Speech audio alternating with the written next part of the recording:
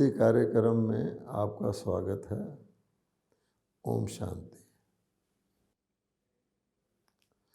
कहावत है, बिना ज्ञान गति नहीं। साथ साथ ये भी कहा गया है कि little knowledge is dangerous thing, नीम हकीम खतरा जान।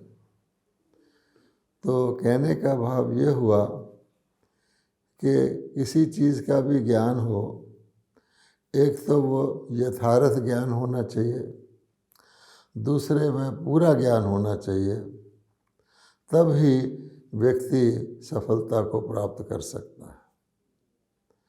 अब इस बात पर अगर आप और विचार करें तो हम ये पाते हैं कि आखिर ज्ञान का लक्ष्य क्या होता है।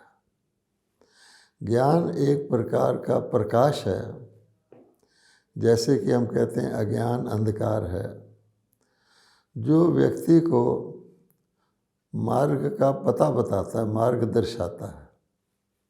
वरना व्यक्ति अगर ज्ञान ही ना हो तो भटकता रहता है, वो सारा समय भटकने में ही बिता देता है, वो अपने लक्ष्य की ओर, अपनी मंजिल की ओर बढ़ ही नहीं सकता है। किंतु क्या ज्ञान ही काफ़ी है? कह तो दिया गया कि बिना ज्ञान गति नहीं। मान लें कि ज्ञान भी मिल गया, यथार्थ ज्ञान मिल गया, उसमें कोई चीज़ गलत नहीं है, और लगभग पूरा ज्ञान भी मिल गया, पूरा पता मिल गया, मंजिल दिख गई, मंजिल का रास्ता भी पता लग गया। लेकिन क्या केवल जानने मात्र से हम अपने लक्ष्य को पा सकते हैं? ये एक सोचने की बात है। भगवद गीता में भगवान ने न केवल ज्ञान दिया है, उसको कहा जाता है परमात्मा को ज्ञान ईश्वर और योगेश्वर, अर्थात ईश्वर ही जो सूक्ष्म चीज़ें हैं जिनका कनेक्शन आत्मा से है, उसका ज्ञान, सत्य ज्ञान परमात्मा के ही पास है। इसलिए ज्ञानेश्वर का अर्थ है ईश्वर ही जब धरती पर आते हैं तो हमें आत्मा के परम धाम का, जहाँ से आत्माएं आती हैं, आत्माओं के परम पिता का, जो भी परम आत्मा है निराकार परलोक निवासी हैं, फिर आत्मा के इस सृष्टि चक्कर में आवागमन का, कि कैसे आत्माएं सतयुग में बिल्कुल प्योर उतरती हैं, परफेक्ट उतरती हैं, और धीरे धीरे सृष्टि चक्कर घूमता है। सतयुग से त्रेता आता है, त्रेता से द्वापर आता है, द्वापर से कलयुग आता है, और फिर विशेष एक ऐसा समय आता है जहाँ कलयुग और सतयुग का संधि काल होता है। पुनः कलयुग से सतयुग आता है, जिस समय परमात्मा अवतरित होते हैं। इस चक्कर को सुदर्शन चक्कर का नाम दिया गया है ज्ञान के हिसाब से, परंतु मनुष्यों ने ना जानने के कारण उसे कोई शस्त्र के रूप में दिखा दिया है। तो ज्ञान होते हुए भी सूक्ष्म, अब मान लीजिए हमको परम धाम का ज्ञान मिल गया या सतयुग का ज्ञान मिल गया, कि परम धाम कहाँ पर है। हम जानते हैं परम धाम के ज्ञान का कनेक्शन 3 लोक के ज्ञान से है। परमात्मा को त्रिलोकीनाथ भी कहते हैं। ये ब्रह्मांड के अंदर 3 लोक हैं। एक निराकार लोक है जिसको परलोक कहते हैं, वहाँ हम सब आत्मा के रूप में ज्योति बिंदु के स्वरूप में निवास करते हैं। उसी परलोक में परमात्मा भी ज्योति बिंदु के स्वरूप में निवास करते हैं, और 3 लोकों में वो सबसे ऊपर है, सूर्य चांद तारागण से भी बहुत ऊपर है। अब हमें ये ज्ञान मिल गया। अब मान लीजिए अब हमको अपने मन की उड़ान से परलोक में पहुंचना है। अब उसके लिए हमें क्या चाहिए कि रास्ता तो दिख गया, पर रास्ता पर चलने के लिए एक तो वाहन चाहिए। जितनी दूर की मंजिल होती है उतना ही उसी के अनुसार वाहन की आवश्यकता पड़ती है। फिर वाहन भी अपने आप तो नहीं चलता है, वाहन के लिए ईंधन की आवश्यकता पड़ती है। जैसा जैसा जितने जितने दूर जाना होता है उसी प्रकार का फ्यूल यूज़ किया जाता है। हम जानते हैं चंद्रलोक पर रॉकेट भेजने के लिए एक बहुत ही अति सूक्ष्म और शक्तिशाली फ्यूल का प्रयोग किया जाता है। और वो ये भी हम जानते हैं कि धरती की जो ग्रेविटी है, धरती का जो आकर्षण है, उसके पार तक पहुंचने के लिए ईंधन की आवश्यकता होती है। उसके बाद अगले ग्रह का आकर्षण यान को अपने आप खींच लेता है, और ये सब बातें हम जानते हैं।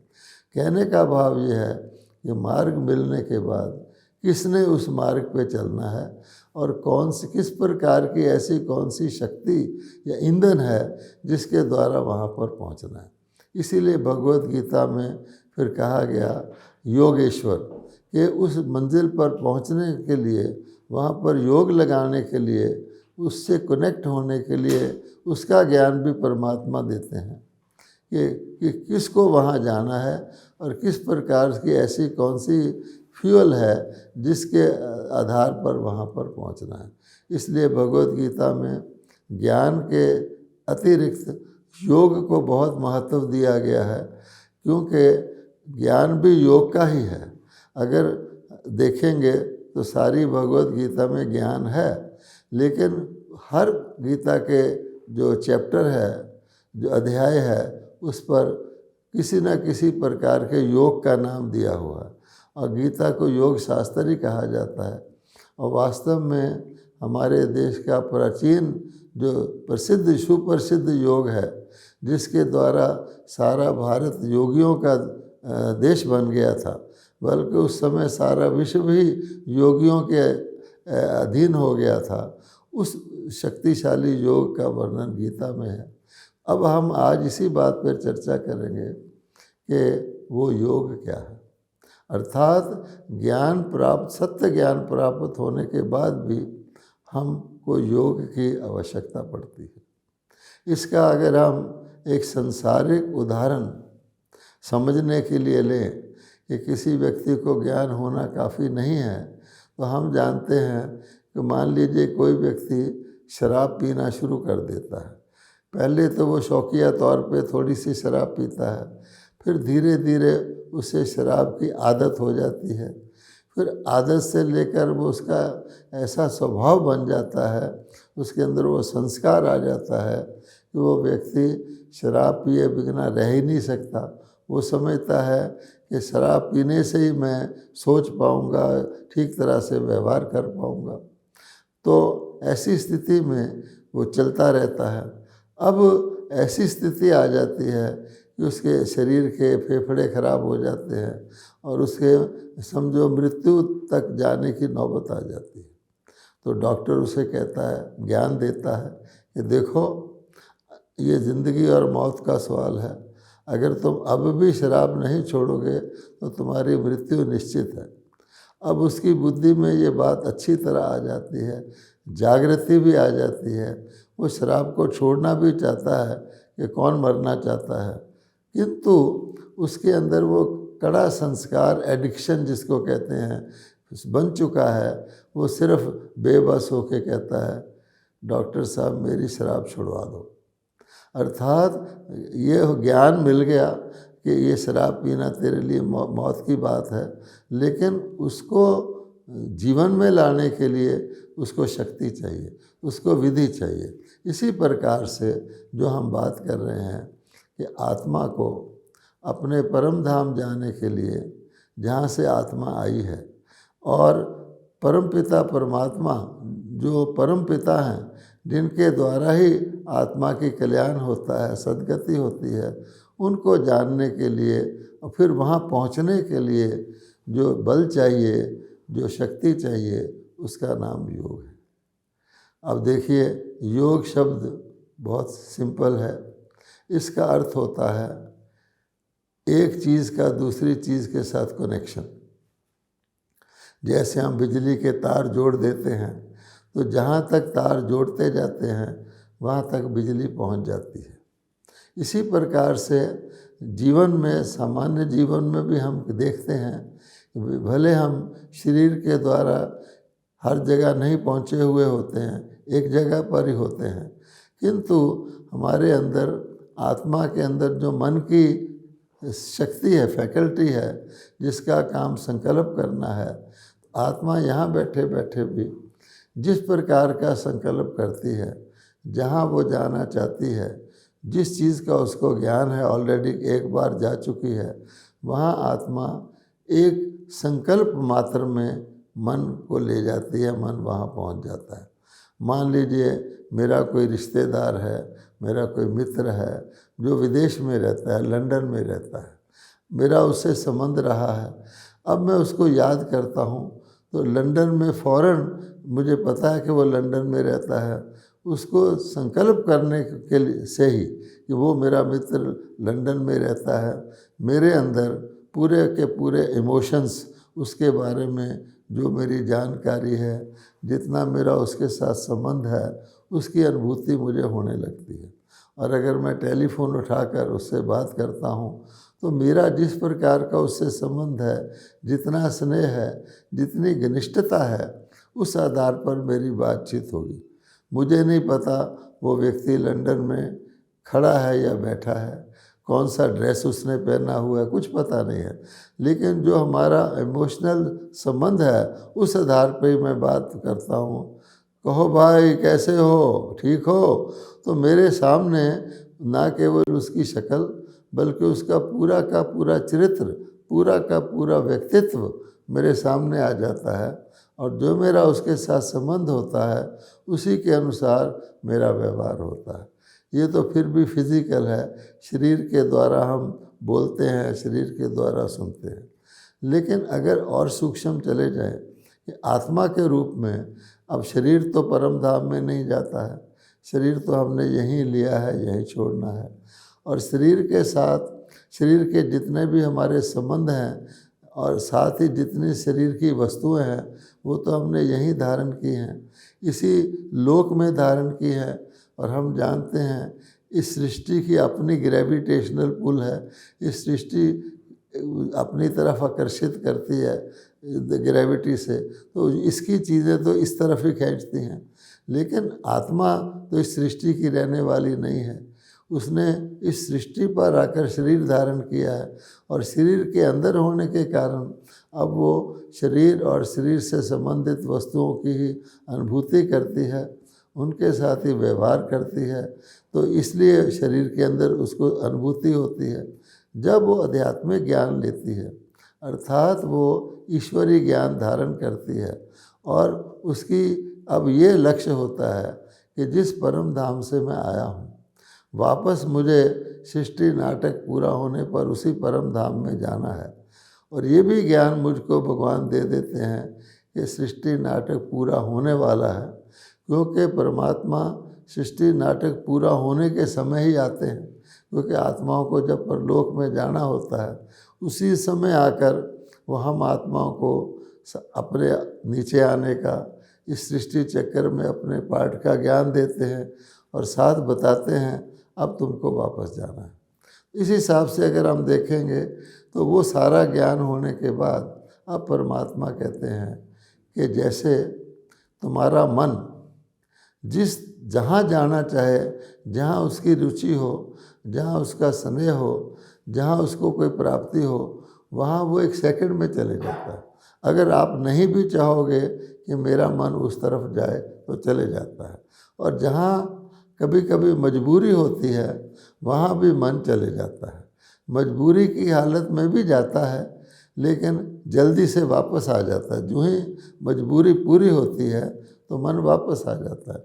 मान लीजिए किसी व्यक्ति को कोई बीमारी डॉक्टर डिटेक्ट कर देता है, अब उस व्यक्ति को कितना भी वो बिज़ी हो, कोई भी कार्य कर रहा हो, उसका सारा ध्यान हॉस्पिटल और डॉक्टर की तरफ लग जाता है।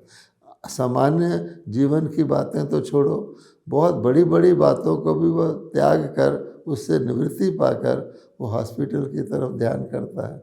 और जितना समय उसको आवश्यकता होती है, मान लीजिए वो आईसीयू में एडमिट हो जाता है तो वहाँ पूरी लगन वहीं रखता है। जो जिस प्रकार को रूटीन उसको डॉक्टर बताते हैं वो पूरा पालन करता है। कई प्रकार के परहेज़ बताते हैं जो उसके मनपसंद नहीं भी होते, उसका मजबूरी से पालन करता है। किंतु जो ही वो स्वस्थ होता है तो हॉस्पिटल को अलविदा कह देता है, उस प्रकार के परहेज़ों का भी पहले पहले त्याग करता है। ये हो गया मजबूरी का योग कहें या मजबूरी से मन का जाना। ऐसे ही किसी बच्चे का एग्ज़ाम होता है या किसी व्यक्ति का जॉब के लिए इंटरव्यू होता है, कोई भी ऐसी आवश्यकता होती है तो व्यक्ति मन को मजबूरी से उस तरफ लगाता है। लेकिन वो मजबूरी का योग है। जो स्वाभाविक योग है, जो सुखद योग है, वो प्राप्ति का योग है। जब किसी व्यक्ति को कहीं सम्मान मिलता है, किसी व्यक्ति को कहीं लाभ दिखता है, किसी व्यक्ति को कहीं प्राप्ति होती है, तो वो उसका मन बार बार उस तरफ जाता है। मान लीजिए किसी व्यक्ति ने कोई अचीवमेंट किया और उसको कोई मित्र उसको फ़ोन करता है, भाई मुबारक हो, तुमने ये अचीवमेंट किया, तो वो बहुत खुश होता है और चाहता है कि नहीं नहीं ऐसी कोई बात नहीं, कोई मित्र दोबारा भी उसको फ़ोन करे। इस प्रकार से ये जो योग शब्द है, इसका अर्थ है कि मन रूपी संकल्प शक्ति को आत्मा स्नेह रूपी पेट्रोल कहेंगे कि मन स्नेह से भागता है और संकल्प की शक्ति केवल एक संकल्प से मन कहीं भी पहुंच सकता है। मन की स्पीड जो है, दुनिया में कहा गया है कि लाइट की स्पीड सबसे ज़्यादा है, लेकिन लाइट की स्पीड में भी सूर्य से एक किरण को धरती पर आने को कुछ समय लगता है। लेकिन मन की स्पीड से आप सूर्य का ध्यान करेंगे, एक संकल्प में आप सूर्य तक पहुंच सकते हैं। तो वो जो स्पीड है, फास्टेस्ट स्पीड, उस स्पीड के पीछे किस डायरेक्शन में जाना है मन ने, किस दिशा में जाना है, तो मन को परम धाम में जाना है, जहाँ से मैं आत्मा आई हूँ और वहाँ अन्य आत्माएं भी निवास करती हैं। तो वो जो ज्ञान मिला है, उस ज्ञान के साथ मन को आत्मा स्नेह के पेट्रोल से, स्नेह के अंदर प्राप्ति की भी सम्मिश्रण होता है कि कितनी बड़ी प्राप्ति मुझे होती है। हम सब जानते हैं हमें संसार में बड़ी बड़ी प्राप्तियां होती हैं, बड़े से बड़ी प्राप्तियां भी होती हैं। सबसे बड़ी प्राप्ति कहा जाता है कि राज तखत की प्राप्ति होती है। सबसे बड़ा पद राजा का है, उसको सिंहासन मिलता है, उसको ताज मिलता है, राज सत्ता मिलती है, उसको राज तिलक लगाया जाता है। लेकिन ये भी संसारिक है, क्योंकि राजा तो एक जन्म के लिए ही होगा। किंतु ये जो आत्मा अविनाशी है, उसको परमात्मा इस प्रकार की प्राप्ति करा देते हैं कि हम देखते हैं, एक तरफ हम कह रहे हैं कि जब से हम दुखी होते हैं, जब से हमारी प्राप्तियां छिनती हैं, जिस स्वर्ग में या सतयुग में भगवान ने हमें सर्वगुण संपन्न बना के भेजा था, वहाँ से जब हम चले तो धीरे धीरे धीरे धीरे हमारी कलाएं कम होनी शुरू हुई। हम जानते हैं कि सतयुग में सब सूर्यवंशी कहलाते हैं, संपूर्ण कलाओं वाले कहलाते हैं, फिर सर्वगुण होते हैं, फिर धीरे धीरे थोड़ी थोड़ी कमी आती है। जैसे किसी चीज़ को प्रयोग किया जाता है तो प्रयोग में आने से थोड़ी थोड़ी कमी आती है। तो योग के बाद जब किसी चीज़ को उपयोग या प्रयोग किया जाता है तो धीरे धीरे कमी आती है, फिर भी जमा से कम होता है, कोई उधार नहीं होता। लेकिन सृष्टि चक्र के आधे टाइम के बाद हम सब जानते हैं कि देवताएं पुण्य क्षीण हो जाते हैं। जो परमात्मा ने 2 युगों के लिए प्रारब्ध दी होती है, जब वो समाप्त हो जाती है तो फिर आत्माएं कर्मों के नियम के अनुसार चलती हैं। जैसा करेगा वैसा पाएगा। सतयुग और त्रेता में कर्मों का नियम नहीं होता। सतयुग से पहले जब परमात्मा कलयुग के अंत में आते हैं, वो इतनी प्रारब्ध दे देते हैं कि सतयुग और त्रेता में उस समय की प्रारब्धि चलती है। वहाँ पर ऐसे नहीं कि कर्मों का फल चलता है, लेकिन द्वापर से लेकर कर्म और कर्म का फल, फिर कर्मों के अंदर भी जब योग नहीं रहता है, परमात्मा से कनेक्शन नहीं रहता है, तो आत्मा भूल जाती है अपनी आत्मिक शक्ति को, और यहाँ तक कि अपने आप को शरीर मानना शुरू कर देते हैं मनुष्य। जो देवता अमर कहलाते थे, अपने आप को अमर आत्मा समझते थे, वो फिर मृत्यु लोक के वासी हो जाते हैं, समझते हैं मैं शरीर ही हूँ और मृत्यु के साथ मेरा सब कुछ समाप्त। तो कहने का भाव है कि ज्ञान, केवल ज्ञान काफ़ी नहीं है, ईश्वरीय ज्ञान भी हो तो योगेश्वर परमात्मा से हमें वो विधि मिलती है कि किस प्रकार से आत्मा परमात्मा से योग बल अर्थात मनोबल शक्ति प्राप्त करे, जिसके द्वारा उस ज्ञान का सदुपयोग करके आत्मा पुनः अपने श्रेष्ठ कर्म करने की जो शक्ति है और दैवी गुण जो परमात्मा के द्वारा प्राप्त होते हैं उनको जीवन में धारण करने की जो पावर है वो ले सके। किंतु अगर हम देखें तो ईश्वर जब धरती पर आते हैं और ईश्वरीय ज्ञान देते हैं, जो लोग उस ज्ञान को नहीं सुनते, क्योंकि ये तो शास्त्रों में लिखा हुआ है कि बहुत थोड़े से लोग परमात्मा को पहचानते हैं, उनको पांडव कहा जाता है या शिव शक्तियाँ कहा जाता है, उन्हीं सौभाग्यशाली को ईश्वरीय ज्ञान सुनने का स्वर्णिम में अवसर मिलता है और उन्हीं को योग लगाने की विधि मिलती है। अब प्रश्न पैदा होता है कि स्वयं भगवान जिनका सतगुरु हो उनको ज्ञान दे, सद्गति करने वाला ज्ञान दे और साथ उस ज्ञान को धारण करने की विधि ईश्वरीय योग भी सिखाए, उसके बाद भी क्या वो सभी की सभी आत्माएं पूरी सद्गति को पा लेती हैं?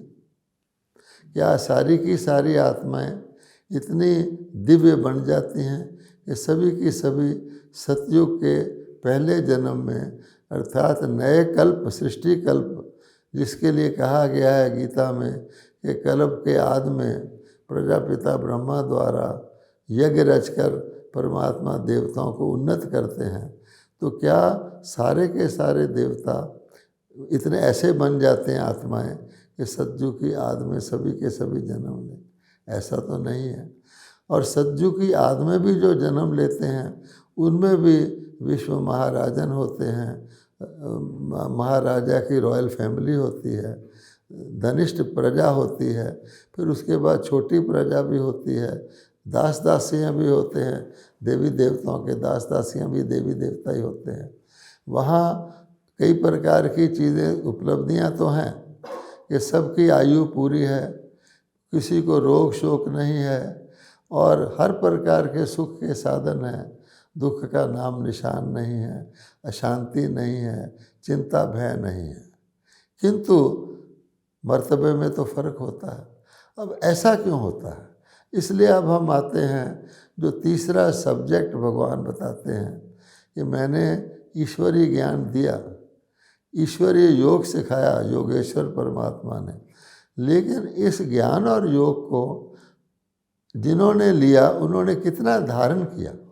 तो तीसरा विषय आता है धारणा, और धारणा को हम ये कह सकते हैं दिव्य गुणों की धारणा, अवगुणों का त्याग, सर्व दिव्य गुणों की धारणा, जिसको हम सर्वगुण संपन्न भी कहते हैं। तो आप देखेंगे कि जैसे किसी क्लास के अंदर सारे स्टूडेंट को टीचर एक जैसी पढ़ाई पढ़ाता है, लेकिन उनकी धारणा अलग अलग होती है, जिसके अनुसार कोई पास विद ऑनर होता है, कोई फर्स्ट डिवीज़न में आता है, कोई सेकंड थर्ड में आता है। इसी प्रकार से दुनिया में कोई भी चीज़ अथाह मिल जाए किसी को, उसमें से भी वो कितना धारण करता है वही उसके लिए काम की चीज़ होती है।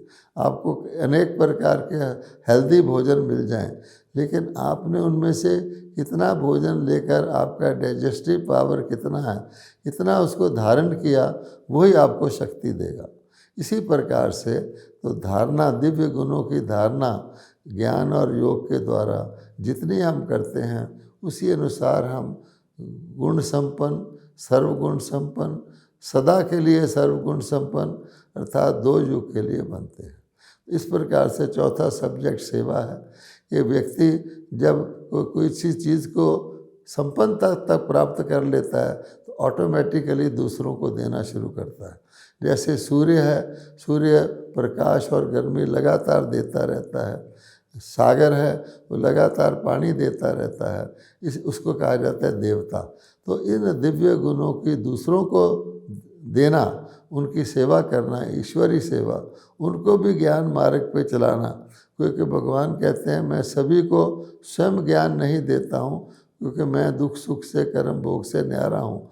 उन आत्माओं को ही ये चांस देता हूँ कि अन्य आत्माओं को वो ज्ञान सुना करके उनको भी अपने समान बनाएं। क्योंकि सतयुग में तो पूरा महाराजा महारानी प्रजा पूरी का पूरा राजधानी चाहिए।